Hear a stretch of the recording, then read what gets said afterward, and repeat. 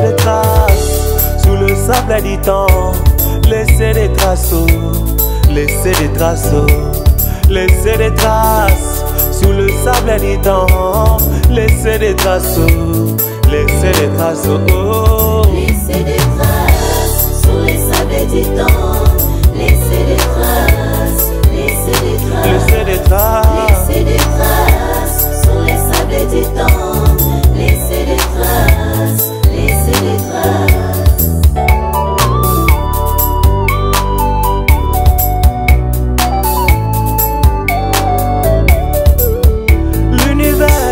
Fonctionne dans un système circulaire. Oh, oh. Ce qui est, c'est ce qui était. Cercle vicieux. Oh, oh. Nous vivons, suivant les tremplins de ceux qui nous ont précédés. C'est pourquoi il est préférable de laisser des bons témoignages. C'est pourquoi il est préférable de laisser des bons témoignages. Oh. Laisser des traces sous les sables du temps. Laisser des traces, laisser des traces, laisser des traces sous les sables du temps. Laisser des traces, laisser des traces. Si aujourd'hui nous sommes des chrétiens, parce qu'il y avait des chrétiens. Si aujourd'hui nous sommes sauvés, parce qu'il y avait des sauvés, c'est pourquoi il est préférable, oh, de laisser des bons témoignages. C'est pourquoi il est préférable de laisser des bons témoignages. Laisser des traces sous les sables du temps. Laissez des traces, laissez des traces, laissez des traces sous les sables du temps. Laissez des traces, laissez des traces. Tout ce que nous faisons, mon frère, influence la génération future. Tout ce que nous faisons, parents, influence nos enfants. Tout ce que nous faisons, prédicateurs, influence la génération future. Tout ce que nous faisons, leaders, influence la génération future. C'est pourquoi il est préférable de laisser des bons témoignages. C'est pourquoi il est préférable, oh, de laisser des bons témoignages. Il est préférable, bien-aimé, de laisser des traces, des empreintes, des traces sous le sable du temps, afin que ceux qui viendront après. L'évangile est Kotimo Boulou. L'évangile est Kotimo Boulou. Obumana na ecclesia. Boîte de nuit na ecclesia. Oh. Na ecclesia, poison katia basali,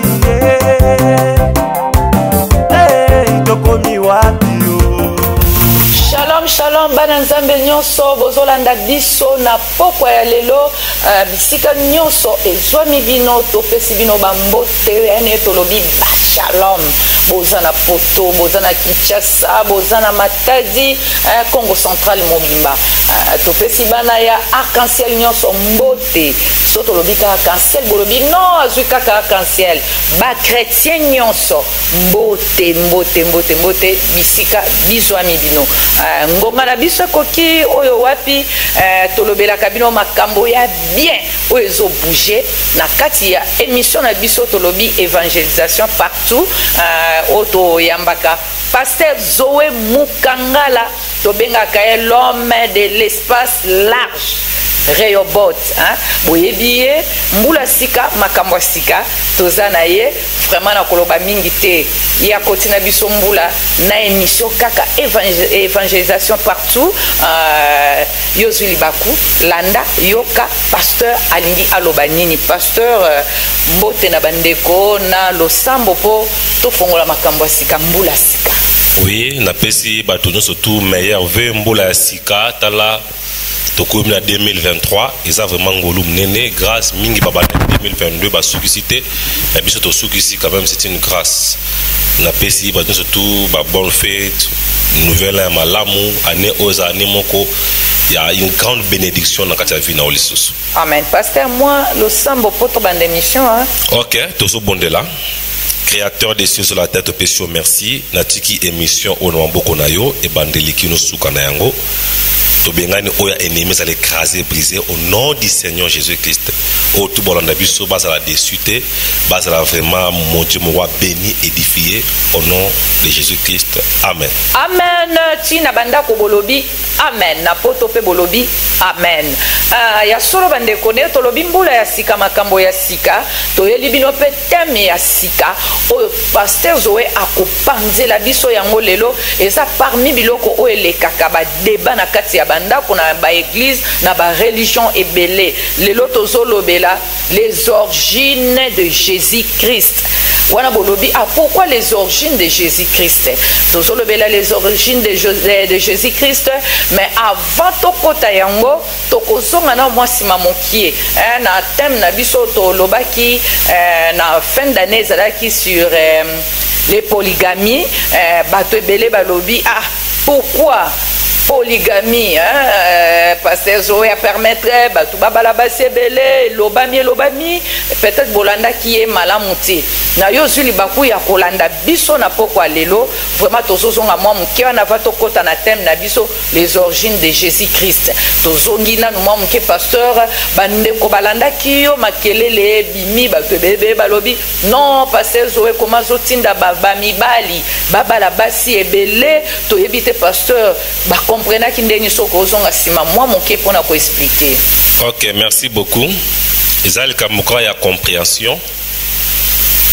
Na émission wana l'émission passée na lobaka te na lobaki te ke na ba mibali babala basi ebele. La fois passée to bana ko lo blaming nous étions en train de parler sur la polygamie.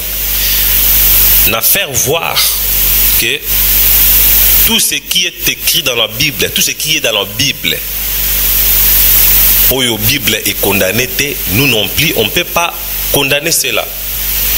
Dans le bas qui la Bible, tout le monde a quand même batubaza na basi belé, ba Moïse et ba David, tout le monde a ba Salomon. Mais dans le bas qui le ngana épinglé ça que Salomon ou bien David, ok na faire te pour azaki na basi 500. Ça cause na basi 500 ndem de me na faire te. Non, c'est pas ça. Mais j'avais dit ceci. Muto azana mwasi moko.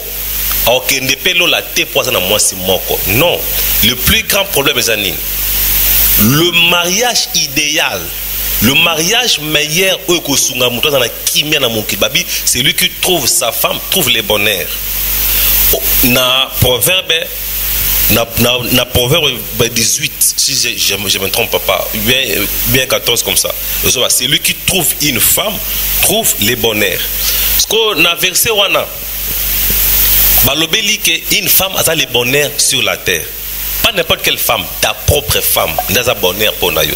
Mais si tu as trouvé ta femme, aujourd'hui bonheur oyo, on a posate oluka mwasi musus pour oya ko compléter. Parce que le bonheur que tu es comblé, tu ne manques de rien. Et on te l'oblige basi était zala une bonne femme, une femme sage pour aujourd'hui une bonne place. Wana mobali ana tante azola yombanda.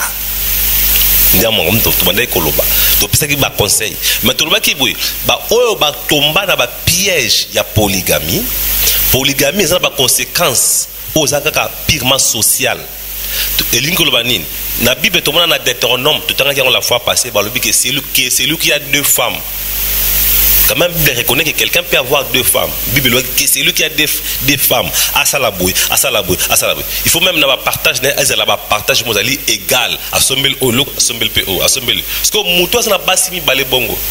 Ou bien ça va on 4, ça va on 10, ça va on 20. Bato ba ko utiliser la polygamie. A konyo kwa ma na tension, a kufa na maladie ya crise cardiaque, a na premier estomac pour a na mitungi c'est belé. Après liwana ye bana na bazala sans suite bana wana omona batebele obabota na ba famille polygamique lelo ba souffrir makasi pour qui metka la tête sima ya koleka ya papa monsieur yakuto du vivant du père qui miezate boka nezate ya to na ki danger ya polygamie ne yangwana donc to la ça ki zani ba danger ozawana tant dato la ki sur danger exa pototinda yo za pototinda ote eza lokwa nde bakomaka na cigarette bakomaka fumer eza préjudiciable à la santé, c'est-à-dire komela makaya ebomaka santé nde bakomaka parce que bakomi bongo yo soko mela et quoi na mutu na eza so bango te po bonda bakomaki ya pende biso tolobiat. La polygamie a des dangers, des conséquences dangereuses otolakisaki. Cela ne veut pas dire que comment tu l'as quitté au danger, tout est mais pour la kaya bato o déjà azana bangwe belé so qui aye na Rehoboth pasteur okopekisa yo koloba notikala na mwasi moko kabwana na bawana to okosala ndenge nyetonke moto yo aye déjà na basi 50 okoyebisa ete ka boya bango ezala katin tango aye na bango c'est-à-dire l'évangile écoute na état azana yango. Alors il va continuer dans cet état-là.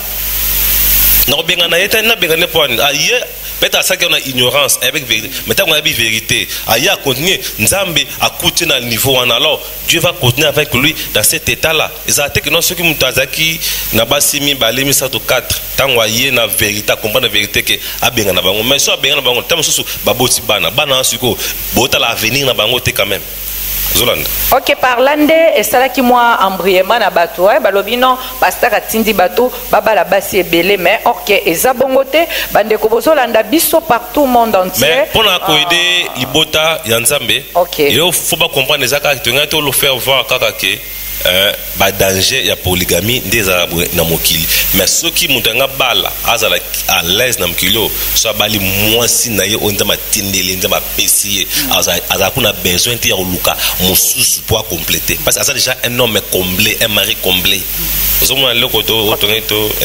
Merci beaucoup na kanti ba ndeko bozolanda biso boyo ki pasteur ba papa ba lobi na ba onteza lisumu mais pasteur patindi binote na bino boza na poto na bio boza awa na Afrique atindité atalisi ba danger ba conséquences atalisi pe kozaka na moko eza bien makasi surtout oyo ya yo. OK tokofanda trop wana te po ezala ki déjà elekaki aye ko corriger juste esika bato bazolo ba ya tindi bato baba la basi belé non ceux qui oyé na basi no belé na Rehoboth ya ko epe ko kabola na bango te mais yo moko nde oyeba ndenge okomema bango na kokosa te bango nyonso bazwaka ndenge moko mais ezakaka pasi oza moto okokosa kaka okokate même ata ko partager na bango nzoto pasteur na kanisi ko zape kaka difficile pour étant que oza moto énergie wana eza ya ndenge nini toko matana bapwana mageba na pe bazolanda biso vérité eza vérité wana monte que donc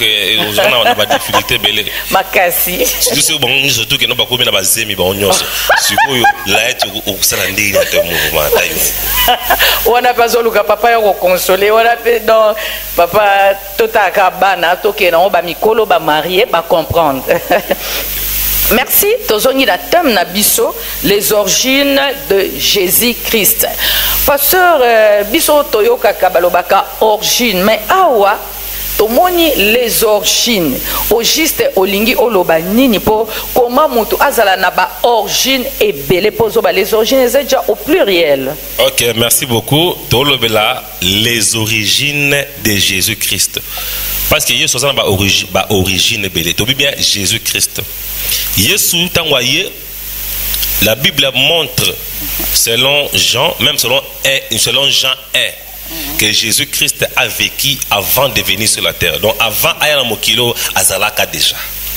Alors qui na juif na Jean 8 avant qu'Abraham azala nazali. Donc avant même qu'Abraham azala, Yesu azalaki. Donc c'est-à-dire à outil dans l'éternité. Il a vécu avant. Ça fait partie des origines. Si on lit la Bible, la généalogie de Jésus-Christ, c'est déjà origine. Si on lit Obatanga dans Matthieu 1, on a enseigné dans la Bible, dans Matthieu 1, sur les origines de Jésus-Christ, comment bien, bakomi boye, bolimbisanga, nazwa, natalango, Matthieu 1. Babi, généalogie de Jésus-Christ, fils de David, fils d'Abraham. Abalobi Jésus-Christ, moi David, moi ya Abraham. Babi, Abraham agenda Isaac, point. Okititi nase. C'est-à-dire, bah, on va koko ya Yesu, hein? Babi, que koko ya Yesu tel. Oh, tant on va koko, maman, j'ai tout. Et c'est la lignée du sang. C'est-à-dire, nga, si on a bouti moi, nanga, moi, n'a makila nanga. C'est ça. Nga, n'a makila tata nanga. Tata makila tata nanga. Il y a un débat, nga, origine mobimba généalogie. Mais tant que il y a Yesu awa so komi quand ndeba babiko o ya botekitel la botitel tout na verset 16. Jacob engendre Joseph. Oh Jacob il y a cette Jacob Moussousou. Papa ya Joseph. Jacob engendre Joseph, l'époux de Marie, de laquelle est né Jésus, qui est appelé Christ. C'est que si on t'a bien la généalogie de Jésus-Christ au balobla oh, il sera généalogie à Joseph. David, Koko à Joseph, Abraham, Koko à Joseph. Donc, na Joseph, ou a beaucoup la Yesu, Mobali à Marie, il y a makila David, makila à Abraham, il y a dans la lignée wana. Parce que Yesu, azakina makila à Joseph, té. C'est que oui, pour Joseph, nous avons qui Yesu, Joseph fait que papa mobokoli. Parce que papa mobokoli, ndeni makila wana ekoza makila Yesu. Suko aza papa moboko le vrai papa suko ya Jésus eza nani o wana papa moboko c'est que awutaki na papa monsusu ya boko tozoya to comprendre Jésus Christ aza Nzambe, il est le Dieu, il est le Fils de Dieu, il est venu de l'éternité, il est venu sur la terre. Selon Jean Babi, au commencement était la parole était Dieu et la parole était avec Dieu. Dans le verset 14, la parole s'est fait chair et commis moi dans la montée de Bengi, Jésus Christ. Donc, Aza, le Dieu, le Père, ou comme il y a un même dans Esaïe, Baloba, un fils nous est donné, un enfant nous est né. On l'appellera Père éternel, conseiller, Dieu puissant. Mais Babengi Père, Babengi Fils, en même temps Babengi Père éternel. Or la Bible dit qu'il n'y a qu'un seul Père, n'appelez personne Père, pas toi n'a un seul Père. Mais Babengi Yesu, na Esaïe 9, Babengi que Père éternel. C'est que Zaki, Tata, Za, moi, Yemonde Nyos. Ce que l'on a tout faire voir na origine. La généalogie de Jésus-Christ, comment on a Matthieu, en réalité, dans des généalogies, il y a Joseph. Pour bana nani ndebabi awake ndebabi awake non Abraham engendre Isaac engendre boye baketi eko suki na Joseph et ça généalogie même ya Marie mais généalogie à Joseph papa mobokoli ya Yesu parce que on a ba que généalogie oyo en réalité ça la généalogie à Jésus té mais pourquoi pas généalogie de Jésus-Christ et ça par alliance par dans na koyokana lokola Yesu abotami na Bethlehem. Yesu sotali bien soki na tunyo Yesu abota moi ça na Bethlehem batu babani les lions de la tribu de Juda Juda la tribu de Bimba OK Juda ezali mboka ya Joseph ba verset biblique ça oyo na ko pesa ba so batek na Luc 2:4 na Luc 2:4 c'est là tout expliquer le quoi na tanga na téléphone na monango rapidement Luc 2:4. Joseph aussi monta de la Galilée, de la ville de Nazareth, pour se rendre à Judée, de la ville de David, appelée Bethléem, parce qu'il était de la maison de la famille de David. Babi Joseph a la ville naé au Babengi Bethléem. C'est-à-dire que Yesu Maria kumbaki na Nazareth. Ba lumwe kuna bakiwa pi na Bethléem. Na Bethléem ne mboka ba Joseph. Mais Marie, maman Yesu, mboka ne zaki Bethléem te, mboka ne zaki Nazareth. Parce que autant Yesu Maria comme Nazemi, ba lungo Nazareth ba yena na Bethléem na mboka ba Joseph. Ne Yesu abotam ko botam abotami na Bethléem na Juda, yango ba pesi comme si mutu ya Juda, mutu ya Bethléem po abotami kuna. Tant abotami kuna azui identité ya Bethléem. Mais origine na ye Eza ya Bethléem te kuna eka kobotama. mboka ba Joseph nda partir wana ba bengi que le fils de David après kunaka pour accomplir écriture mais Jésus-Christ sotali durant toute sa vie na ba verset biblique Isaïe belé oyo na ko pesa Jésus-Christ ba yebela kaita que Jésus de Nazareth le fils de Nazareth tout ça. Or que Nazareth était mboka ba maman na ye ya Marie. C'est que Jésus a zupe à l'origine ya ba maman na tindi za boye maman j'ai tout. Papa na yo par exemple aza Mungala. Maman na yo aza Mukongo. Bolobani mon aza 50-50. Aza Mungala 50 Mukongo. Soit biba origine na ye. Ozomona c'est dit oza yo kabonate. Parce que Yesu ye maman na zaki ya Nazareth. Marie était de Nazareth. Wana botanga wata na Luc. Même à temps on a Luc 1 26. Omona Luc 1 26. Je l'en attends rapidement. Voilà. Luc 1 26. Balobiboué. Au 6e mois, l'ange Gabriel fut envoyé par Dieu dans une ville de Galilée appelée Nazareth, auprès d'une vierge fiancée à un homme de la maison de David nommé Joseph. Donc Joseph était de la maison de David. Donc c'est-à-dire Juda, au babing Judée. Joseph était de Juda, la maison de David, mais Marie était de Nazareth. Est-ce que tout le monde ce qu'on a origine à Yesu, les lions des tribus de Juda, ça a allusion à Joseph, Mboka Joseph. Maintenant, Jésus de Nazareth, ça a allusion à Marie, maman naïe na mokiliawa. Ça a allusion à Marie, parce que c'est Marie qui était de Nazareth, c'était pas Joseph. On a pas origine à Yesu. Il y a moi, si vous poto landa bien, to sosola bien. Moi, j'ai tout place dans le mema batu. Pour aller ni Yesu quoi na mokili. Andimi alata identité ba maman naïe. Pour te dire que magaza enveloppe enveloppe on a utilisé pour nzambe aya na mokili. Mais nzambe ce qui est bongo et ça qui toro peut-être comment nzambe a préféré azana kaka na identité ya kota maman. C'est ça là où il y a les problèmes. Pour aller ni andima za identité kota maman, Yesu ti akufi même Nicolas bakoma ki Jésus de Nazareth. C'est là ceux qui na tangelio awa pour donc on a Jean 19 verset 19 hein.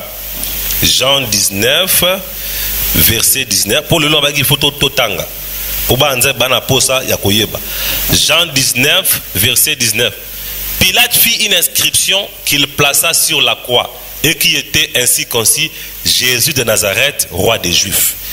Pilate tango babomi Yesu akoma qu'il kolona Yesu ya Nazareth mokonzi ba Yuda. Pourquoi commenter que non Jésus de Bethléem?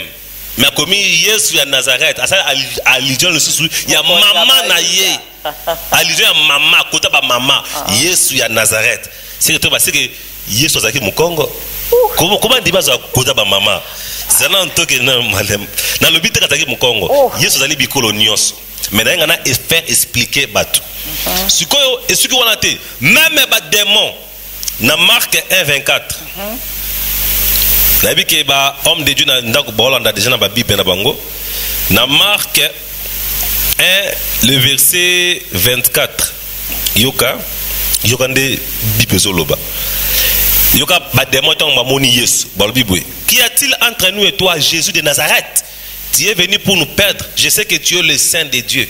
Jésus le menaçant disant tais-toi et sors de cet homme. Démon Jésus à Nazareth. Démon peut a classé Jésus côté ba maman. Mais où est comme nini? Et ceux qui ont été maman j'ai tout. Même na ba angelo nzambe na Marc 16:5. Na ba angelo maman j'ai tout. Ti na ba ange. Jésus côté matriarcat. C'est là Marc 16 verset 5. Marc 16 verset 5. Tango Marie de Magdala bakenaki na tomba Yesu batala. Elles entraient dans les sépulcres. Marc 16 5. Virent un jeune homme assis à droite vêtu d'une robe blanche. Jeune homme au début qui ange.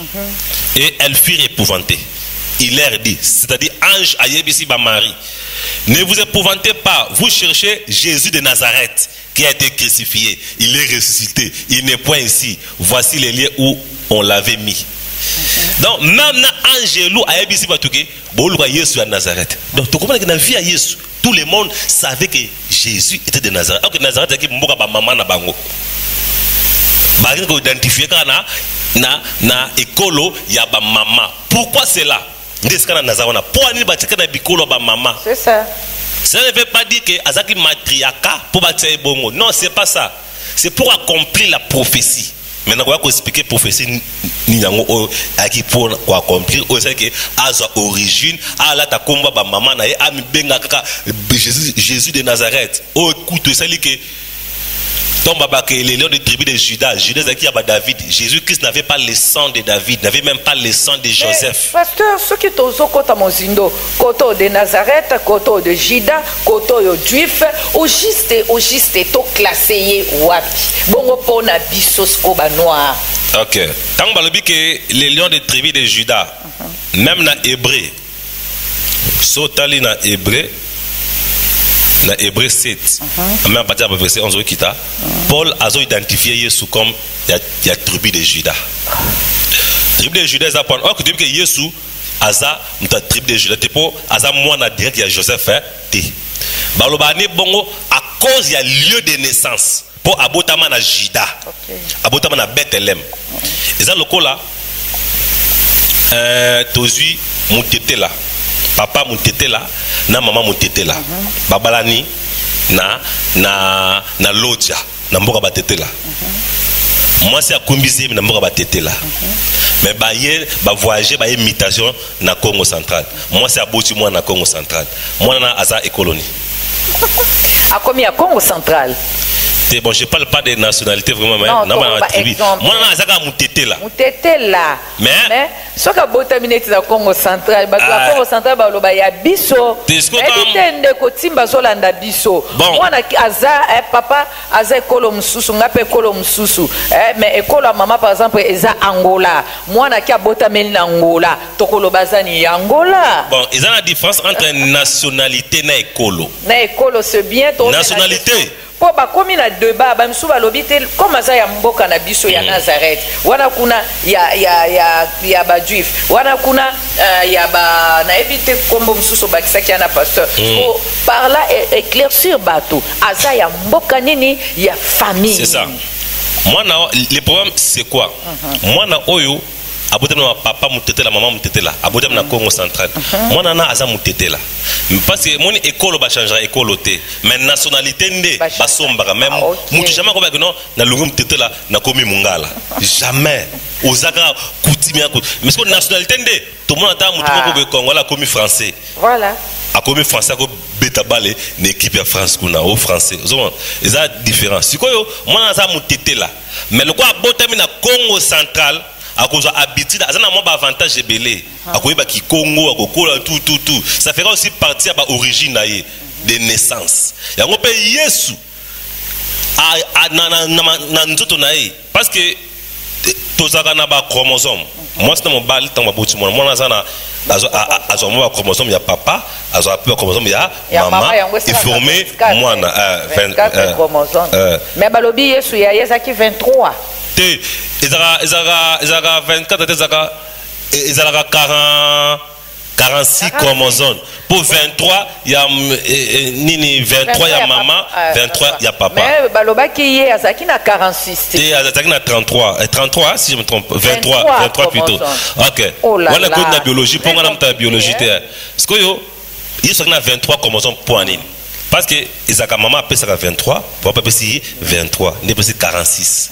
Parce que Yesu kutu, il y a Yesu que papa a quitté à côté ça. Car maman, il y a 23 chromosomes. Parce que tant que bon à ce que ya maman. Parce que ce que plutôt c'est vraiment il tant que origine, to classé na maman parce que il y a mon Jésus de Nazareth. Jésus de Nazareth. Mais ce qu'on est Judas, les lions de tribu de Judas, kaka à cause pour bakinaki ko botaye et pas Judas. Voilà, il y a moi na azana ye na tata mutete la maman akebota manakola akomi pe angolais. Bon, ce que voilà, il y a peut-être que l'Ibanda mboka na bango teka, l'Ibanda pays teka na pays mais babi coloné différent. Ake ko botamana Bethléem. Ndia mwana à partir ko botama, nde batu ba mekaba ba établir généalogie pour abotami na mboka ba David, Bethléem.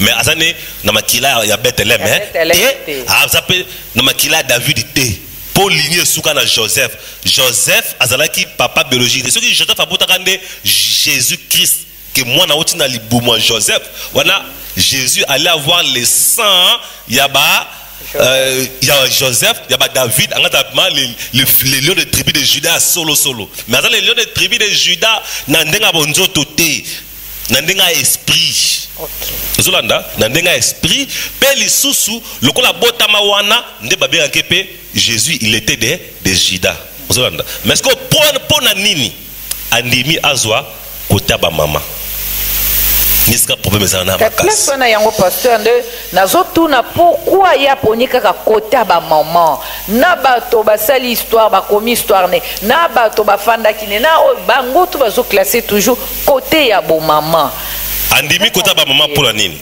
eza yango simple andima kota ba maman pour accomplir l'écriture dans la Genèse dans la Bible na Genèse na Genèse 3 na Genèse 3 14 à 15 Bible zo ba nini Genèse 3 14 à 15 Bible lobi tango bat balembo matin nzamba na Adam poigno lembo ngate mwasi poigno lembo ngate nyoka batu nyoka poigno pese mboma tango nyoka sambi yoka etumba nyoka na Genèse 3 14 à 15 balobi na kotia bokabwana entre yo na libota ya mwasi entre toi et la postérité de la femme la sémence de la femme balobi que libota nkona ya mwasi la sémence de la femme na ba tradition mususu ba traduire comme la postérité mais na véritable tradition ça la sémence de la femme c'est-à-dire nkona ya mwasi akoya ko beta yo nyoka mais yo nyoka okosoye awa dans le kolo nyoka c'était le diable kona mwasi on parlait de Jésus-Christ ya wana liwa Yesu nde ko soit au nyoka soit qui est awa mais ko nyataye ka ko soit nyataye a me ba nyatie mutu ya onde la victoire à la croix parce que kona pas que tu ebiki entre l'homme et la femme moi c'est en konate c'est mobile dans un kona mobile dans un sémence mais ababi la sémence de la femme et comme compliqué ya moi moi que Marie a bota sans mobile moi pas bien Jésus qui la sémence de la femme il y a deux significations signification spirituelle parce que l'église peso bota Yesu n'attend de la faire on a le côté spirituel mais côté physique il est la sémence de la femme parce que moi c'est bota moi na kozanga mobali c'est que c'est une sémence c'est pas la sémence de l'homme mobali moko te na mokilo akwa ki ko se glorifier ba que non Yesu moi nanga azate kaka Marie. OK, merci pasteur. Au moni par là Nengolobi Joseph azalaki papa mobokoli. Par là topé ça ba église des noirs raison na tangi ba église des noirs raison et belé balobaka ke non Joseph Jésus aza mwana makangu. Donc mwana o Joseph azui abokoli ba yango babaki noto ko sambela yete aza mwana ya makangu. Mwana makangu zamona botami libanda ya mariage pe abotami na ekobo ngoba nini mwasi abimi akabino mobale mosusu akumbi zemi wana mwana makangu ou bien mobale akaboti na mwasi musu pembeni mais oya Marie mana mobale mosusu te akumbi zemi ko kozanga ko bana mobale mosusu aza mwana makangu te to babenga ki mwana makangu pona nini batunde parce que tamba monike bato ba fiancé moi ça comme na zemi mais zemi ngo ya mobale ote babani moi c'est asali kindumba selon donc humainement parlant baton batababi moi si a clarté et yebana peka bongo ya onde bima mwana makangu mais ok biso debi vérité que zaka akumba zemi kozanga koyeba mobali ndi yango babi la sémence de la femme yango la sémence de la femme c'est une sémence où eza rapportée à la femme. Il a fallu que Jésus-Christ abotama na une sémence appartenant à lier directement à une femme sur la terre. On a lié na Marie. Aux Hollandais. Il y a un temps où Marie a bottié, il y a un quoi accompli que la sémence de la femme et qu'on y a taillé nyoka mutu. Yoko soye na talent. Il y a un la sémence de la femme, la sémence, l'enfant de Marie, à qui a niati nyoka Satan nekulus. Il y a un et wana et s'accomplir. Merci beaucoup pasteur Likampé Aba juif. Est-ce que Jésus a vraiment juif? Ok, Jésus, bon, Monica, on dit d'abord dans la nationalité, tu places na Israël, tu es Israël, tu baba mon abotem na pays tel azana nationalité tel. Voilà, je parle de nationalité, pas de tribu, mais de nationalité. Comme abotem na Israël, alors tu es juif, mais il n'avait pas les sang juifs. Le problème là c'est quoi? Parce que si tu as libéré Jésus, abotem na Nazareth. Et abotem na Bethléem plutôt, mais bien que Jésus de Nazareth, parce que zaki mboka ba maman na bango. Maintenant, tant que tu as origine Jésus mboka na Nazareth. Ok, Nazareth est la province ba bengi Galilée. Or Galilée na Israël mon bimba bane kondima ba Yuda Galilée té. Pour anime, pour même ceux qui na internet, au sali recherche, au côté na ba dictionnaire, on remarque que Galilée est la province oyo et sangana na ba pagano na ba romain. Tant que ba romain ba zu Israël ba comme ko dominer bango. Province Galilée est la province oyo sangana na ba pagano ba romain belé. Ba bota musu ba bota ba Yuda musu ba bota. Mais le reste de la province ba romain ba zala quitter. Zagika ce monde ba romain ka ba soldat romain kaka na ba fonction ba haute fonction. Mais ba romain ba vanda ba no vanda ni mingi na Galilée. Yon monde ba lobaki la Galilée des gentils, c'est-à-dire Galilée ba pagano ya ba paya. Ce qu'on a kata Galilée grande village ya Nazareth et Zalaki. C'est que Yesu abim na province oyo etonda ba paya, etonda ba romain. OK. Maintenant reste à savoir est-ce que Marie passe qui n'arrête pas paya wana bayaki bien Marie abel origine ba toi sanga mais Jésus est sorti d'une province là où il y avait des païens. Pour montrer que Jésus a des origines païennes, asa juif, c'est-à-dire kaka ba yuda tina biso pe ba pagano toujours dépendre na Yesu. Abota makuna kota ba pagano. Et kokoma ndeni na biso ba noir biso siko ba noir to koma lelo to zueneti ya biso to komisie ya ngambo na biso to koma ko sambela ye mais soko landi ba origine na ye azakutu ya biso ba africain te. C'est bon Yesu tant que ça émission mo atolubla kama mo origine ba po to que ba race ils ont pas ko importer vraiment mingité. Mais le problème c'est quoi? Biso en Afrique. Mais bien que la ministère ya Yesu Christ Afrique joue un grand rôle. Il y a une émission qui a bien. Afrique joue un grand rôle pour l'année. Il y a une émission qui a bien. Il ordre ba bébé. Mais continent ni ne bomba qui Yesu. C'était l'Afrique. Ange Baki na Joseph Azamwan Akim Sewap en Égypte. L'Égypte c'est l'Afrique. Abivana kuna timokolo moto alinga boma mwana akufa. Titan héros d'akufa ki ndenge bazongi. C'est que l'Afrique quand même et bomba Yesu quand même.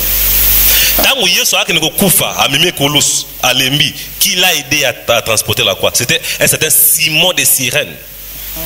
Simon de Cyrène là c'était un noir. Vous savez la recherche, vous allez retrouver ça. C'est un noir qui a aidé Jésus à porter la croix, à mener les coulous.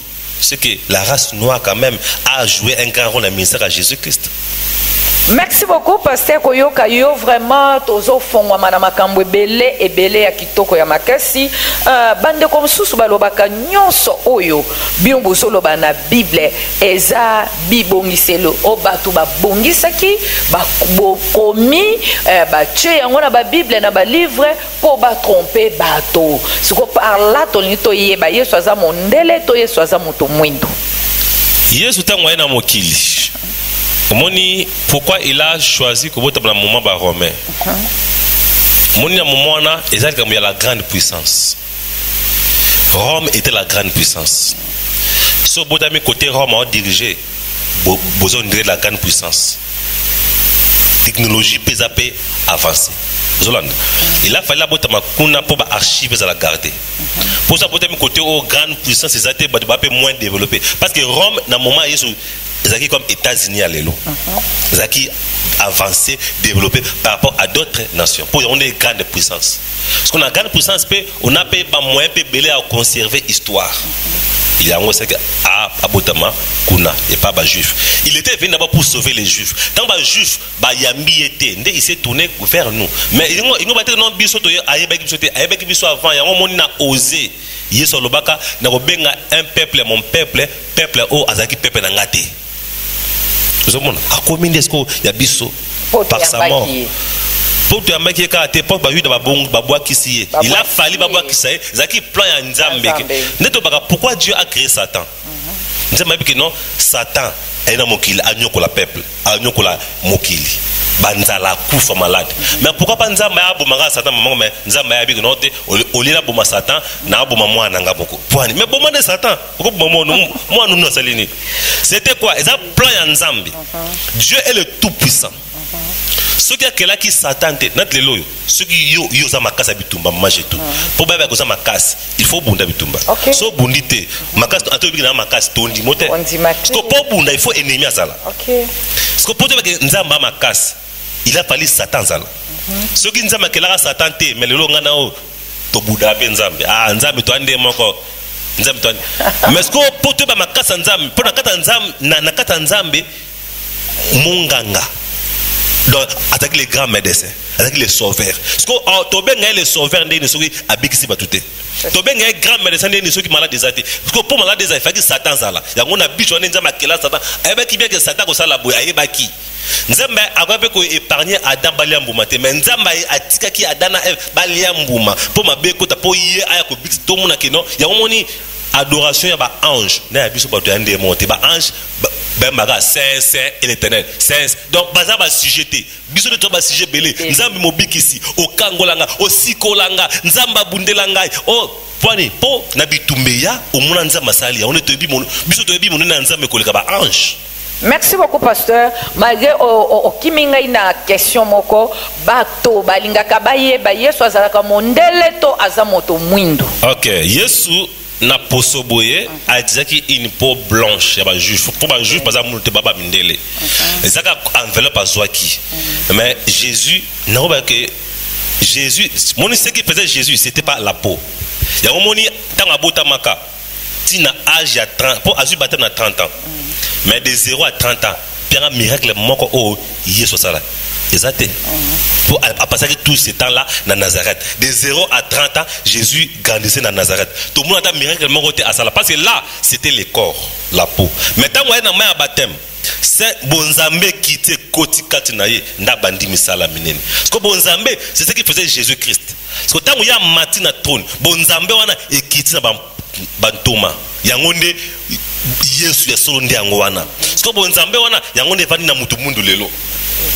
c'est que Yesu azale lo nakata mutu mwindu ale lo nakata indien nakata chinois et qui peut supporter lelo nakoba pe non Jésus aujourd'hui est africain parce que dans la carte il y a un africain donc comme kana deuxième numéro na toko découvrir mambo belozo le l'Afrique na Jésus toko kota yango pasteur bande comme susu balingaki bayeba kombo ya Jésus Christ nani apesaka yango eza Joseph yemoko to mwana botami alobi no to pesa kombo ya Jésus Christ ou bien au juste vraiment comme wana e utaki wapi Jésus Christ za kombo o ba pesa na ange dans barata mona bota ba pesa kombo wana na Joseph te. OK bandeko bomoni ba débat ya mike o ele kaka ezaka très important botuna ki mingi Jésus Christ e uta wapi Jésus Christ e uta wapi kombo wana pasteur alobi ange muto ayaka na kombo wana et pas ya Maria na Joseph je crois abino mwana kobota makombo na ekozala Jésus Christ signification à Jésus Christ et l'accine Jésus Christ na ebeza Yehoshua OK il est même Yehoshua ne na kata dérivé on a bien qui peut combo Josué pour Josué s'appelle Yehoshua donc c'est de là qu'est venu le nom de Jésus Christ et que Yehoshua veut dire seulement le Dieu qui sauve Jéhovah sauveur donc quand on l'a dit comme on a Jésus Yehoshua Amashia donc Jésus Christ donc le sauveur le Messie qui est venu pour sauver le monde yamona signification ya Jésus Christ. Merci pasteur mais débat moko pele kaka ezana bande comme susu basala nzambe balobi totanga kombo ya Jésus te totanga kaka Yehoshua sikoyo kaka yolobi Yehoshua wana nde yango Jésus Christ siko koto ba susu botanga Jésus wana te boloba kaka Yehoshua katela biso likamo mokili mobimbe zolanda yo. OK oui en réalité comment changer gâté nati comme na mboka za mukangala na anglais ou bien on mukangalash et simbate kaka mukangala kaka comment changer gâté mais lokola nzamba za kolo ba tribu même lion na lingala tobenga kenin lion na ngala nkosi ya tobenge nkosi na anglais lion na français c'est lion ezango eleki nango za problème mais te comment obengi Jésus ba mona neto péché il faut que bakaka Yehoshua nam tabi Yehoshua nam tabi Jésus Christ, il y a pas de différence. Nam tabi konote ote na moni lion lekia wabite na moni lion mtabite na moni leo mtabite na moni nkosi même bobike lo mokot aïe aïe c'est un problème te même Yehoshua amashia zaka Jésus Christ mais na hébreu parce que ngana loba Yehoshua ceux qui nazo ba ki hébreu wana na loba Jésus te na papa Yehoshua amashia wana ceux na loba ceux qui lo na ote na ki hébreu na otanga kaka Yehoshua amashia eza mabete eza kombo mais na ki hébreu mais ceux na loba anglais na loba na anglais alors nini otozo luka biso toza ba africain il fallait to benga Yesu na kombo oyo Afrique ya singi to bengele mais to komi ko casser yango to lingi to zonga na biso na ki hébreu te mais en Afrique so na ba lingala na ba Yesu ezango problème mais attends pas sur bilingala na bi Jésus et changer le côté nzamba za koloba langue nyos toutes les langues sur la terre lui appartiennent parce que siko moni bilonde ba pasteur ba sala nzambe boko mo chaba to na ba confusion ba pasteur sou balingi to tanga kombo Jésus te to tanga Yesu te to lo bakaka Yehoshua siko zo mo ba confusion ya boy longo la confusion na miti ya ba bon moto so alingi to tanga Jésus te to tanga Yehoshua bon peut-être to lo ba pe Yesu te to tanga to ba pe Yesu te bon je ne comprends pas pourquoi il dit ça peut-être ça n'a pas raisonné mususa sur Luka mais on a nabi à ma petite connaissance et que ça n'a pas langue est élevé le côté nati na lola to ba mnoni ba ange ba mnoni monoko likolo ce que to ba parler en langue c'est que to benga peka Yesu na parler parce que Yesu na parler langue zani yonde ba pasteur boye bisabiso OK c'est langue le côté donc langue c'est le côté toutes les langues appartiennent à l'Éternel. Ah émission qui toko pasteur azala posa loba mais bazo sanga signe déjà kuna to chité déjà pasteur vraiment na moi écoute o ezakaka deux bikaka to continue na profondeur te pona batonyon so bazolanda biso siko na poko alelo mokili mobimbe zolanda yo nini oyo koki kotika bango na poko alelo batika no comme un message moko très profond balala na ngona buto alelo tolobe mingi les origines de Jésus-Christ pour montrer que Yesu toika ko limiter na ba juif té donc to mona ke tanga benga kaye ba to benga ba classer na ba juif tanga ba pesa la généalogie de Jésus-Christ batanga Abraham batanga David to moni que généalogie wana ne concernait pas Jésus-Christ dans la chair dans le physique parce que c'était la généalogie de Joseph. Mais ben ko bamba on a Yesu to ko na Marie était de Nazareth donc Nazareth est une ville un village situé dans la province où est na ba romain ba pagano y a on na Bible ba lobi Galilée des païens Galilée des gentils pose qui place ba païens c'est que comme dans Nazareth il y avait beaucoup de romains na Marie azaki be muta Nazareth est-ce que Marie a ne peut romaine te azaki mutarani te to yebite azaki maintenant est-ce ba koko na pour montrer que Yesu ba bengaye abutami les lions de tribu de Juda mais abutami na prophète ba romain ba païen pour montrer que abutami na Juda mais origine à s'identifier na prophète ba païen Jésus de Nazareth jamais ba Jésus de Bethléem. Aboutem na Bethléem mais non tu pas bien Jésus de Bethléem ou bien Jésus de Juda car Jésus de Nazareth à s'identifier na province ba païen pour la nine pour montrer que azaka pour ba juif te na ba païen na biso yo même na ministère de Jésus il mangeait avec des païens des publicains yo bet ça même ba juif belé mabaku pour montrer que il n'était pas seulement là pour azaka pour ba nyonso mais mission qui n'a pas compris liboso na ba Yuda c'est la peuple onzama pour na banda kala c'était les juifs peuple qu'il a choisi mais à part peuple là il avait aussi une autre partie où il fallait qu'il va Yuda ba refuser ba rejeter pour partir na biso peut kota yango a identifier yango il était tout avec tous les païens C'est comme ça. Merci pasteur Zoé. Vraiment, biso tozo tonda yo matondi mingi papa po ozo fongola ka mokili mobimba makambo o baebele bakate et puis et ça la ka débat ba confusion hein. Vraiment yo zawana ozo sunga mokili longonya tozo peso merci mingi. OK, merci. Vraiment oyo pesi comme lité abatu balala nango bakolala nango mais pour la bande ko bazana ba question okoyiko loba nini numéro rappeler batu pona WhatsApp internet Facebook ozotia biloko vraiment na nzela nini po libanda mboka pe bazwa yo. OK, ce que le benga na numéro na WhatsApp mingi les gars na WhatsApp ne les gars c'est mieux ils a 085 520 43 43 085 520 43 43 ou bien au communiquer na adresse email dans une habitude mingi ya otanga ba email nanga zmukangala@gmail.com zmukangala@gmail.com ezali en un mot ekangama en minuscule zmukangala@gmail.com natanga ape ba mail so komelinga na ou bien na Facebook nanga komika Zoé Mukangala adresse Facebook Zoé Mukangala ou bien okepe na YouTube Zoé Mukangala TV Zoé Mukangala TV chaîne wana ka soko munyango Zoé Mukangala TV okoti wana chaîne émission OP okomona ngokwana na Z na Zoé Mukangala TV omona pe émission za ba coordonnées o bato ko contacter nga facilement yango wana. Merci pasteur tokoyamba yo mikolokoya. Merci.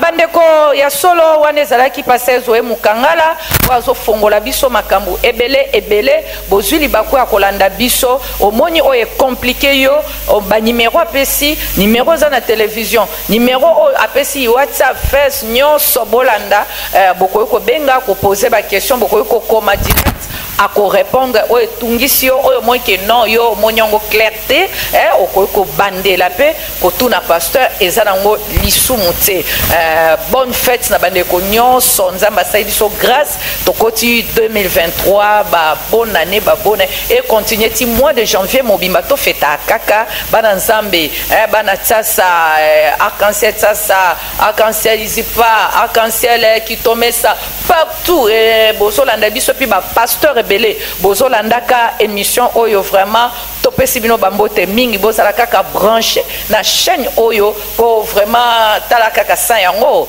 boko découvrir makambo ya boité pona mokoma lelo na kanisi to suki wana topesi merci mingi na frère Timba fait de l'éternel bambote belé na musala kitoko zosala pona mokoma lelo to suki wana kimia o mabota mabino Évangile kotimo bulu